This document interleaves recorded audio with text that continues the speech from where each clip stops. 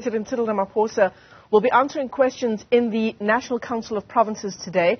This will be his first appearance in public after the release of the Phala Phala report, which found that he may have been in breach of the law. His own party, the ANC, will also be convening a National Executive Committee meeting today. Apparently that's taking place at 7 o'clock this evening. So let's unpack what we can expect from these two events. We're joined this morning by political analyst Professor Dirk Kotze, joins us via our video link this morning. Prof, great to see you. Thanks very much for coming on. Goodness, what a 24 hours it's been, and the next 24 hours are going to be interesting as well. Let's start with his appearance in the NCOP. What are you expecting from that today? Well, I think, first of all, we must assume that he has to answer the questions that were sent to him in advance, but there's follow-up questions. And I think the members of the council will do their utmost best in order to deal or to come as close as possible to what happened yesterday in terms of the follow-up questions. The follow-up questions must be related to the principal question. But I think the chairperson of this session is going to have his hands full in order to be able to control it, and not that it will spill over into a full-blown discussion of the report of the panel and the Phala Phala matters in general. You're saying it shouldn't get into a full-blown discussion of the report by the independent panel? No, because as I said, the questions are prepared. They have been published. We know already what the questions are. And they are not necessarily only about Phala Phala and his position. It's about different matters. So therefore, strictly speaking, they should keep to the original questions and the original answers and have a discussion around that. But we all know politicians and parliamentarians, and given this absolute focus of the panel's report now, yesterday's release of it, it's inevitable that they are going to do their utmost best in order to try to discuss it. The EFF have already said that they will not allow Cyril Ramaphosa to speak on any public platform in his capacity as head of state. I suppose we're going to expect some of that kind of shenanigans unfolding as well. Yes, that's almost predictable, that they will do their utmost best. It's almost taking us back to the years of President Zuma. And I think it will be, again, that's why I'm saying I think the presiding person will certainly have a very, very difficult session in order to deal with this, to give the opportunity for President Ramaphosa to answer to these questions, but then at the same time to be able to make sure that there is at all any form of proceedings that will happen, and it will not be stalled or become stagnated in this demonstration by the EFF. And then there is the NEC meeting called by Paul Mashatile, which is taking place this evening. Professor Kotze, there are already murmurings that those within Cyril Ramaphosa's own party will be calling for him to step down.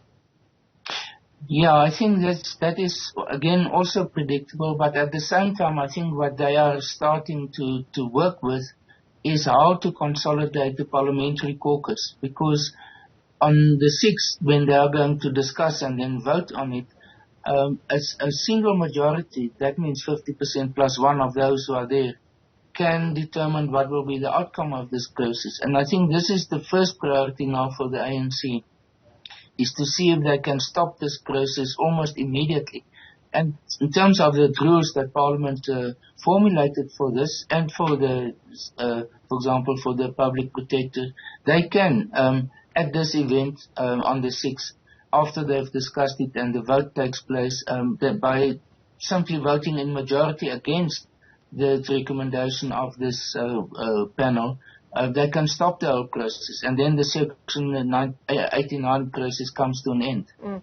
Surely, though, given the damning findings in that report, Professor Kotze, it would be bruising to the ANC. We're building up to the elective conference now in December, which is just over 2 weeks away, but we are also building up to 2024, and there already in the previous election were a lot of discussion around how the ANC is losing ground with the electorate. Surely when that debate comes on the 6th of December, it will be difficult to explain how the ANC does not vote in line with the evidence before it.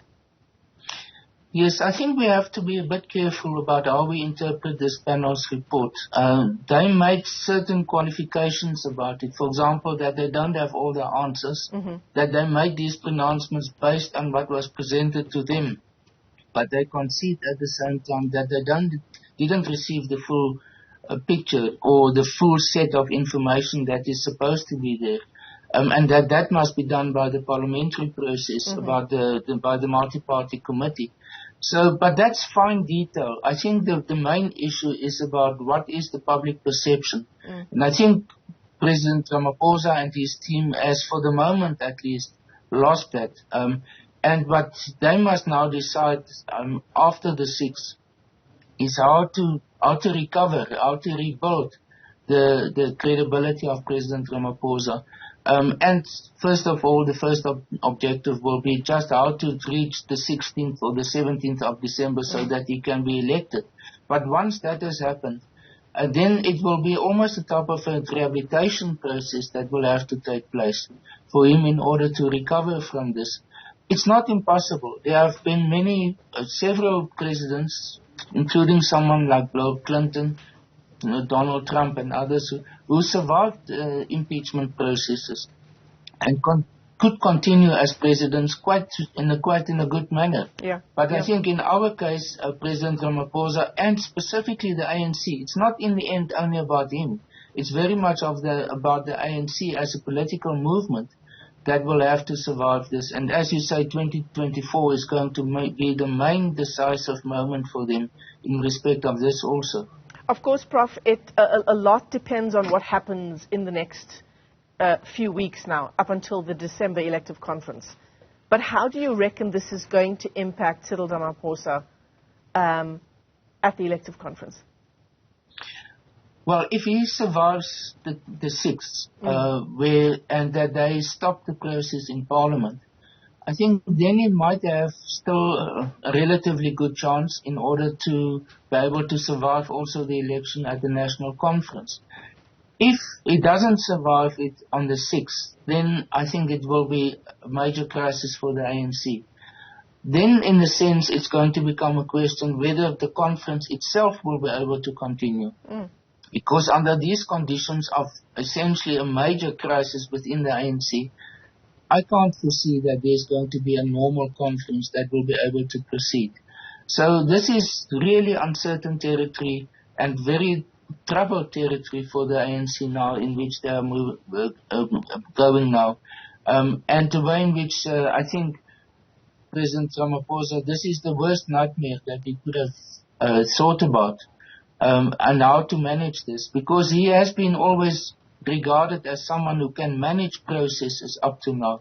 But this is his main test. It is it is something about him in person, but it is also about the ANC at this stage.